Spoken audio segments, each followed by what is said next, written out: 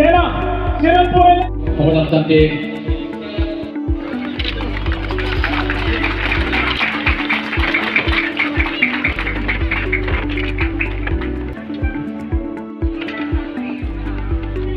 Oke maksud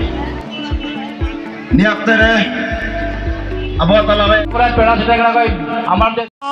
সরকারি এটা অংশ তো সরকারের কি নীতি নির্দেশনা আছে সেইটো আমি কব নোৱাৰো হলেও আমি আজি 2 বছৰে হল শান্তি চুক্তি সম্পন্ন হোৱা তো যি ধৰণে তেওঁলোকে আসলতে তেওঁলোকে পুঁজিৰ আবণ্টন পাব লাগিছিল আজিলৈকে কিন্তু তেনেধৰণে আবণ্টন পোৱা নাই পুঁজি তো চৰকাৰৰ প্ৰতি আহ্বান জনাইছো যে নাম মাত্ৰ আদিবাসী ওয়েলফেয়াৰ এন্ড ডেভেলপমেন্ট কাউন্সিল গঠন কৰি কিছু ব্যক্তি অকল জড়িত কৰা তেওঁলোকক ব্যস্ত ৰাখি জনগোষ্ঠীটোৰ উন্নয়ন সম্ভৱ নহয় তো তেওঁলোকৰ উপযুক্ত যিখিনি পুঁজি সেই পুঁজিসমূহ শীঘ্ৰে তেওঁলোকক আবণ্টন দি পেলাই তেওঁলোকক যাতে কাম কৰা সুবিধা প্ৰদান কৰে বা জনগোষ্ঠীটোৰ যেহেতুকে আদিবাসী এটা বৃহৎ জনগোষ্ঠী ওৰাং মুডা সান্তাল কাৰিয়াকে কৰি পেলাই প্ৰায় 34টা জাতি এটা সমষ্টি আদিবাসী গল এই 34টা জাতিৰ যদি উন্নয়ন কৰিবৰ কাৰণে 30-40 লাখ টকা 30-40 কোটি টকা একোই নহয় তো তেওঁলোকৰ কাৰণে যেটো চুক্তি অনুসৰি তেওঁলোকৰ 1000 কোটি টকাৰ যে বছৰেকৰ যেটো 200 কোটি টকা যদি 200 কোটি টকা যদি তেওঁলোকে বছৰেকৰ যদি তেওঁলোকে আবণ্টন দিয়ে তেনে নিশ্চয়কৈ তেওঁলোকে যিখিনি আদিবাসী অধিকৃত অঞ্চল সেই আদিবাসী অঞ্চলত তেওঁলোকে উন্নয়নৰ কাৰণে কিছু কাম কৰিব পাৰিব সৌদ সান্তাল ছাত্র সংস্থা আসুর 20তম প্রতিষ্ঠা দিবস তথা কেন্দ্রীয় অধিবেশনত আজি ইয়াত আহি উপস্থিত হয়েছো ইয়াত মোকো সন্মানীয় অতিথির আসন দি সিহঁতে অলংকৃত কৰিছে তাৰ বাবে এইখন সৌদ সান্তাল ছাত্ৰ সংস্থাৰ যে অভ্যৰ্থনা সমিতি তথা কেন্দ্ৰীয় সমিতিৰ মাননীয় সভাপতি শ্ৰী মিন্টু হেমব্ৰম দেৱক মই মোৰ তৰফৰ আন্তৰিক অভিনন্দন তথা শুভেচ্ছা জ্ঞাপন কৰিছো সান্তাল জাতি বুলি ক'লে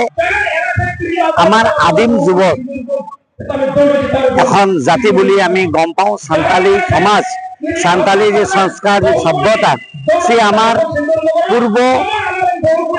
পূৰ্বৰ পৰাই ভাৰতবৰ্ষত গতিমান হৈ আছে ইহঁতৰ যেনেকা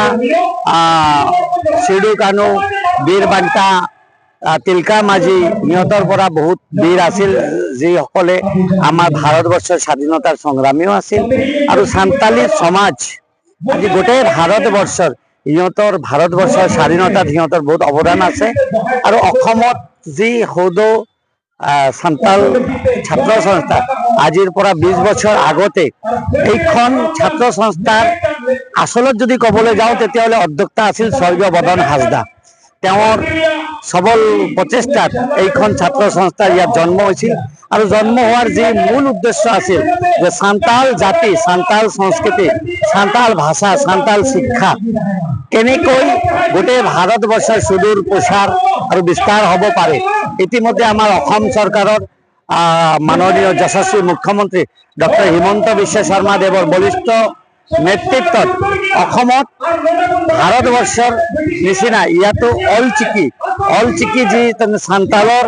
যি মাতৃভাষা তাক স্বীকৃতি প্ৰদান কৰা হৈছে আৰু ইতিমধ্যে সান্তাল যি শিক্ষা সেই শিক্ষাৰো এখন কেবিনেটৰ ডিসিশন লৈছে আৰু অনাগত দিনত অসমৰ মাননীয় যশস্বী মুখ্যমন্ত্ৰী ডক্টৰ হিমন্ত বিশ্ব শৰ্মা দেৱৰ নেতৃত্বত আৰু ভাৰতবৰ্ষৰ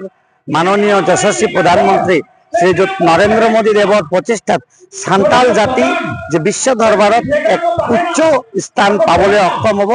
তাত কোনো সন্দেহ নাই আহক আমি সকলোৱে মিলি এইখন নিৰীহ এখন ইমান সংস্কাৰী জাতিটোক কেনেকৈ আগবঢ়াই লৈ যাব পাৰোঁ তাৰে এক প্ৰচেষ্টা কৰোঁ বুলি মই ভাবিছোঁ আজিৰ এই 20তম যি সৌদ সান্তাল ছাত্ৰ সংস্থাৰ এই গোসাইগাঁও বিটিয়াৰ অঞ্চলত কাছিয়াবাড়ি আৰণাই খেলপথাৰত আজিৰ যি এই মুকলি সভা হৈছে এই মুকলি সভাৰ জৰিয়তে মই গোটেই অসমবাসী তথা গোটেই ভাৰতবৰ্ষত বসবাস কৰা প্ৰতিটো সান্তাল জাতিক নিজৰ জাতীয় স্বাৰ্থত নিজৰ ভাষা সংস্কৃতি কলা কৃষ্টিৰ স্বাৰ্থত একেখন মঞ্চত আহি উপস্থিত হৈ সান্তালী জাতিক কেনেকৈ উদ্ধাৰ কৰিব তাৰ কাৰণে আহ্বান জনাইছোঁ ধন্যবাদ।